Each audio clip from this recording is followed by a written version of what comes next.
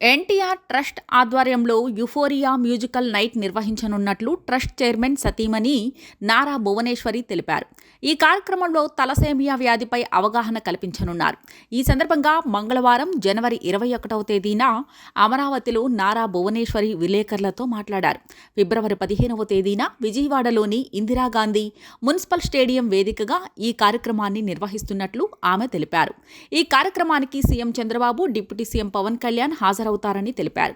ఈ సందర్భంగా ఆమె ఇంట్రెస్టింగ్ కామెంట్ చేశారు. ఈ మ్యూజికల్ నైట్ కార్యక్రమం ఆలోచించినప్పుడు తనకు తమన్ గుర్తొచ్చారని చెప్పుకొచ్చారు. అయితే మొదటగా ఎన్ తమన్ అని తర్వాత సారీ నందమూరి తమన్ అంటూ నారా భువనేశ్వరి ఆసక్తికర వ్యాఖ్యలు చేశారు.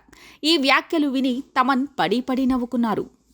ఎన్టీఆర్ ట్రస్ట్ ఆధ్వర్యంలో యుఫోరియా మ్యూజికల్ నైట్ నిర్వహించనున్నట్లు ట్రస్ట్ చైర్మన్ సతీమణి నారా భువనేశ్వరి తెలిపారు.